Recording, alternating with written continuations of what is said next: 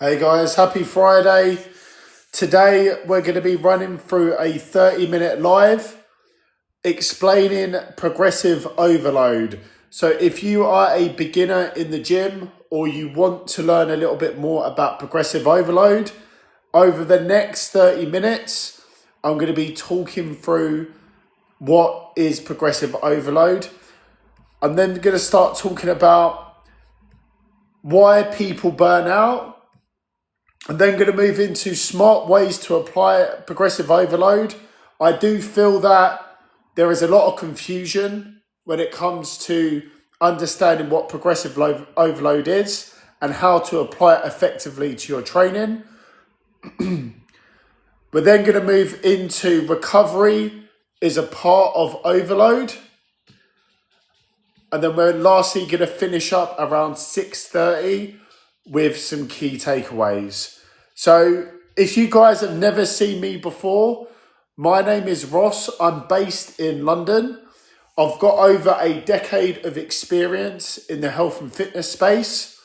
So it's my pleasure to come on here and share my knowledge with you guys today around a common fitness topic, which is progressive overload. If you guys have got any questions whilst I'm running through, then please feel free to ask any questions. I'm more than happy to support you guys as we run through the session. I do apologise as well. I have got slightly a sore throat. So I'll try and run through this session as best as I can. So again, for anyone just joining, my name is Ross. I've got over a decade of experience and it's my pleasure to come on here and share with you guys some tips around progressive overload. So most people think progressive overload means adding weight every week, and that's why they're stuck or they're exhausted with their workout regime. By the end of this live, you'll know how to progress without wrecking your joints or motivation.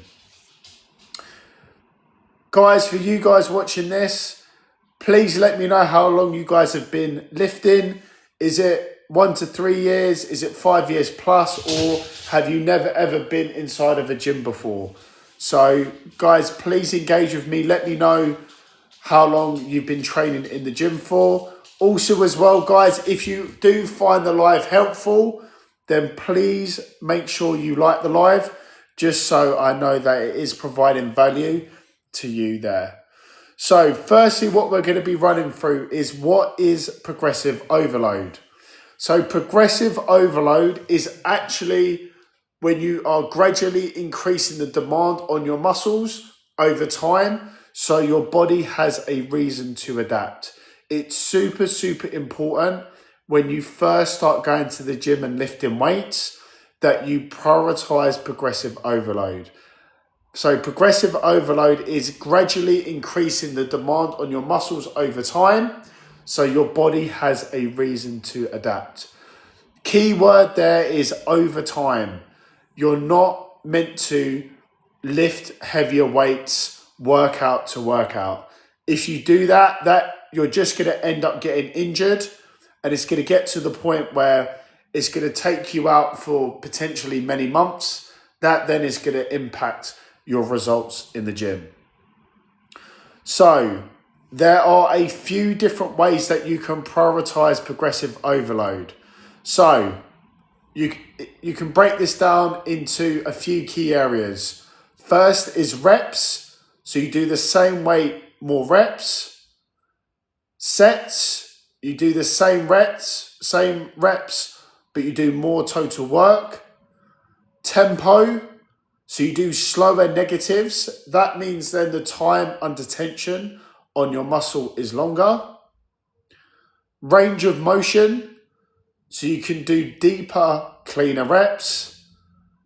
And the last variable that you can do for progressive overload is rest reduction. So you can do the same work, but with less rest.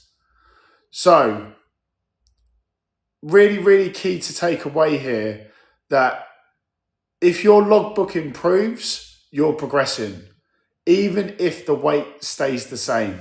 Because there is so many different ways that you can prioritize progressive overload, it's super, super important to remember that progressive overload is just not when you are lifting more weight.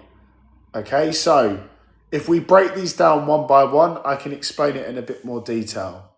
So if you are on a bench, you're doing bench press, and you're used to doing 8 to 12 reps, you get to 12 reps and you say to yourself, I feel comfortable at this weight, but I want to do more reps. You then extend that 12 reps to 15 reps. Nice and simple, easy to understand. So you can do more sets. So you can still do the same reps, so 8 to 12 reps, for example, but then you can then do an extra set. So instead of doing 3 sets of 8 to 12, you're doing an extra set. So you're doing 4 sets of 8 to 12. So in terms of the total volume, you're doing more work.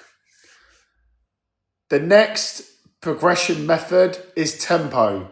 So slow it negatives. This is one of the most key aspects when it comes to progressive overload.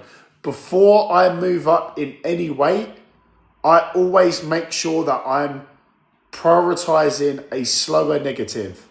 A slower negative means if you're doing a bench press, you're lowering it down slowly. So you could instead of doing like 2 seconds down, 1 second up, you can do 5 seconds down nice and slow and 1 second up. So really, really important to make sure before you put more weight on the bar, prioritize slower negatives. This is going to mean more tension on the muscle. It's not all about just whacking on more weight and just trying to lift that weight off your chest or whatever exercise that you're doing as fast as possible. Hello, HB Lifts. Thank you very much for joining. The next list of progressive methods is range of motion. So just because you guys can see me, nice and simple, when we're talking about, let's say, a dumbbell fly, you can really stretch it out and hold it for an extra second or two. A really deep stretch in the widest position and then slowly back together like you're hugging a tree. So this will ensure that you get deeper, cleaner reps. Super, super important. And the last way that you can progressively overload is rest reduction.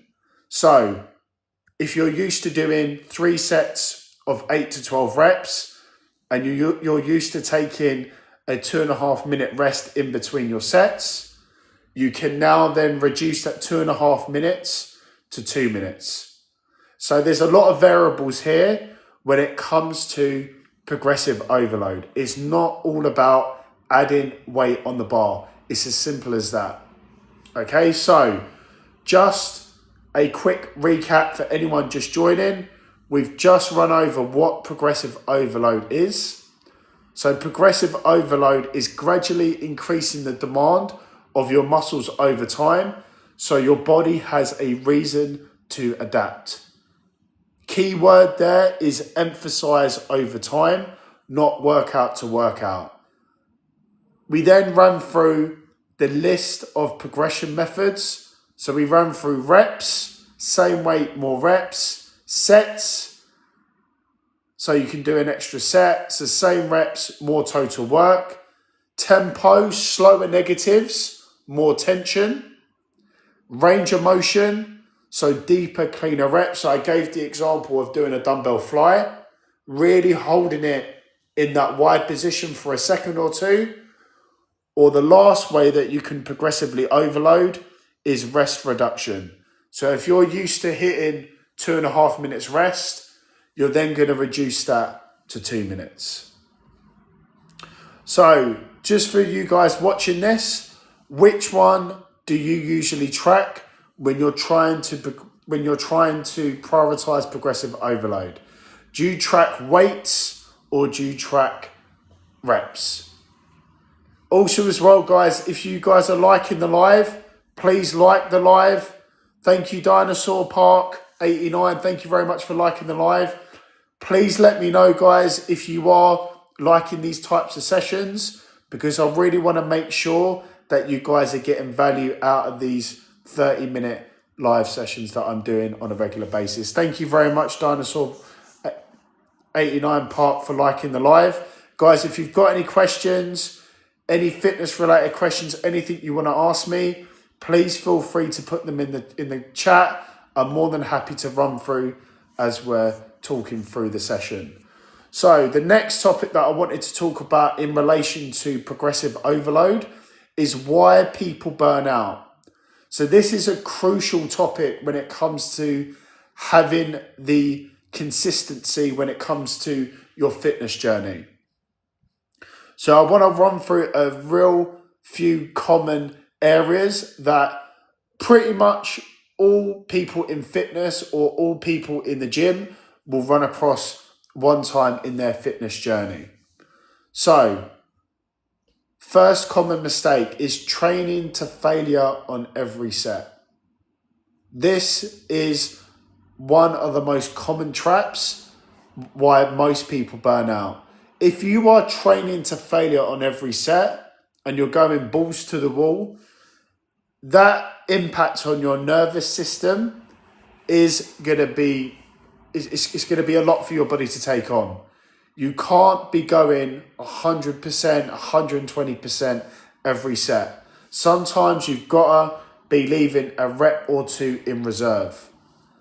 If you keep pushing your body and you're redlining it, then your nervous system is going to get massively fatigued. That then makes you feel run down. Then you get ill. I've got a bit of a sore throat at the moment. Do apologise about that. I haven't been training to failure on every set, don't worry. So I'm not caught in that trap. So super, super important sometimes to leave a rep or two in reserve. So super, super important. The next common trap of why people burn out is because they have no plan.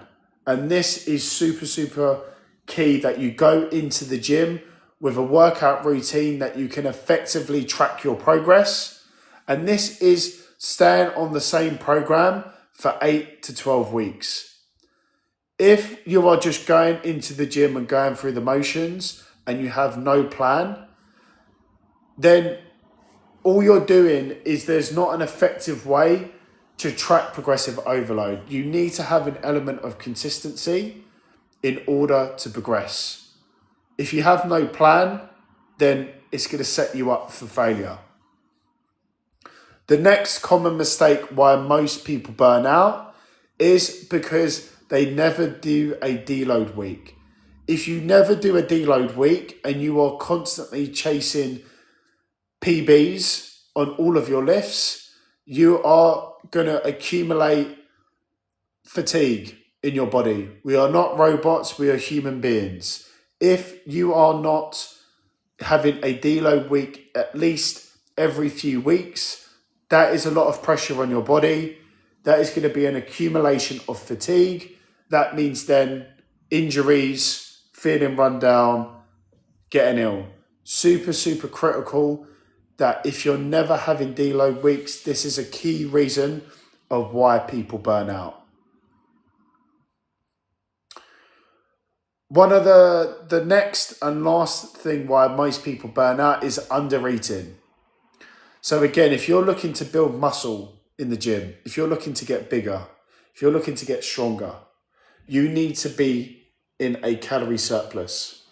And if you have no idea of how many calories that you need to have day to day, then you're not going to be fueling your body in order for it to grow. It's like you've got to drive 5 hours in the car, but you're only putting petrol in for an hour. You're not going to reach your destination. Regardless of all of the hard work that you put in, super, super key to make sure that you're not undereating. If you are undereating, you will not see the results that you want. Super critical to make sure that you understand how many calories that you need to have each day, and that you are planning and understanding how are you going to get to that goal. And if you don't know how to track your calories each day, you need to go online to a TDEE calculator on Google, fill out your information. Hi, Ivy Crowley. Then fill out your information.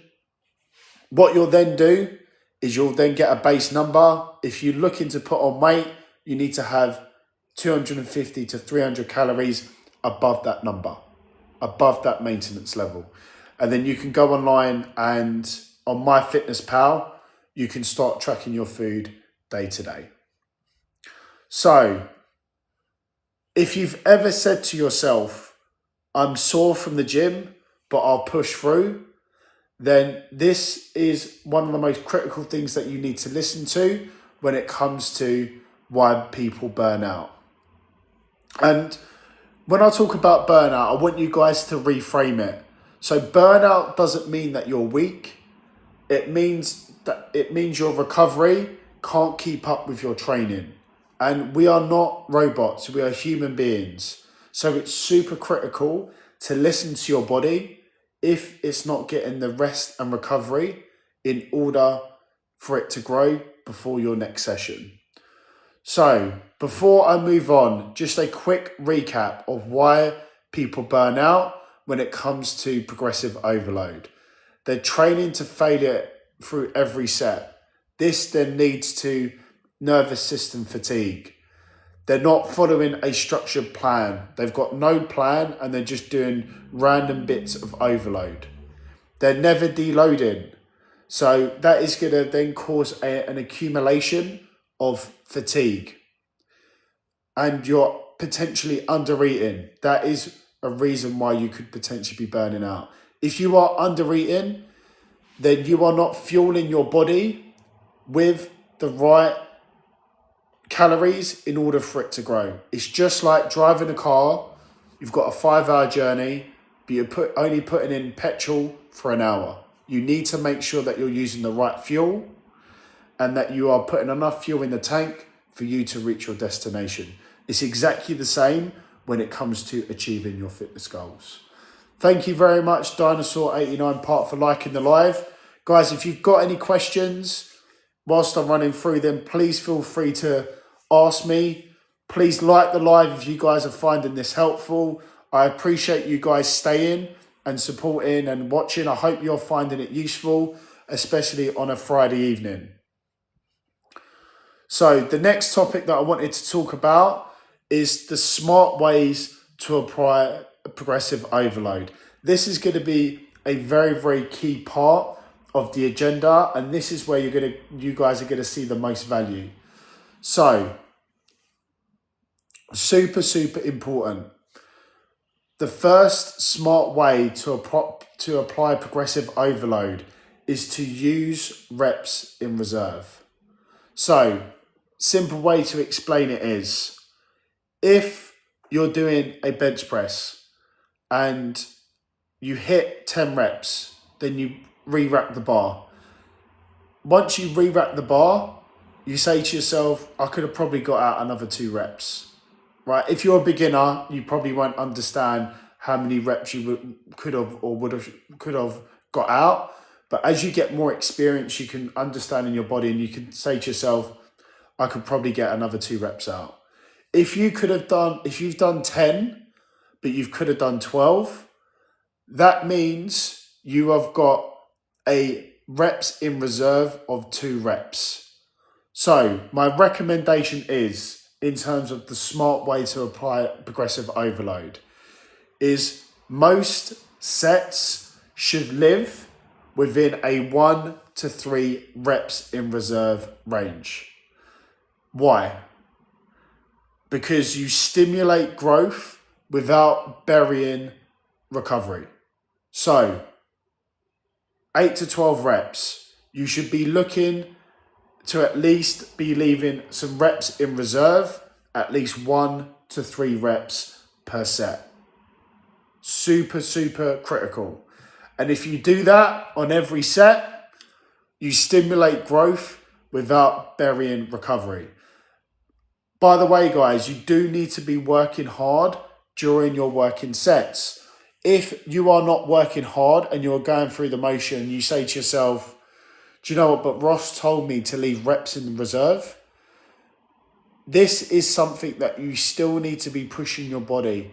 You really need to be thinking to yourself, do you know what, I could probably push 2 out, but I need to be working hard, really hard.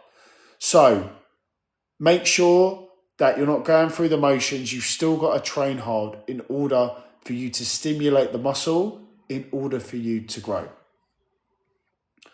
The next way to apply progressive overload in a smart way is a double progression. And what is a double progression? So let's say, for example, you take a bench press. You do 3 sets of 6 to 10 reps. So you will stay at the same weight until all sets hit 10. Let me explain that again. You're going to do a double progression. Example, if you're doing a bench press, you're going to do 3 sets of a rep range between 6 and 10 reps. You will stay at the same weight until all of your working sets, so all of your 3 working sets, all hit 10 reps consecutively. Once you hit 10 reps consecutively, you will then add some weight. What I want to emphasize here is strength is earned slowly. So you need to make sure that you are willing to be patient throughout this process. The next smart way to apply a progressive overload is through volume cycling. So, easiest way to explain it, you do 3 to 4 weeks of pushing volume or intensity through your workouts. Then you take a deload week of backing off. So, you don't detrain in a deload week, you absorb the work that you've done for the last 3 to 4 weeks. Let me explain that again. So you do volume cycling, 3 to 4 weeks of pushing the volume or intensity.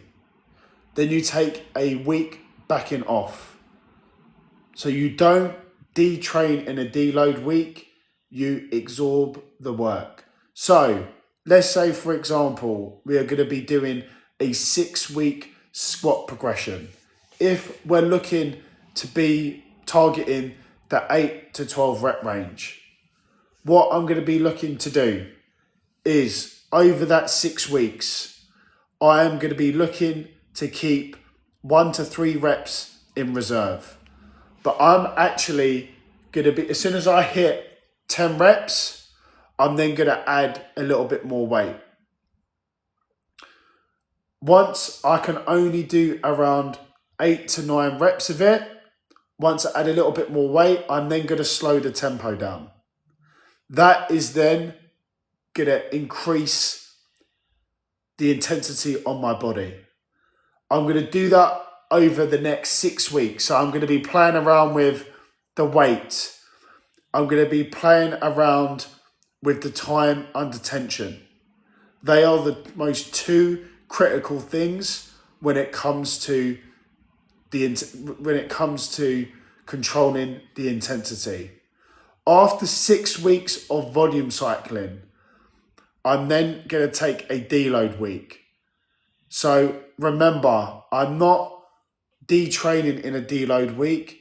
I'm absorbing the hard work that I've done for the last 3 to 4 weeks.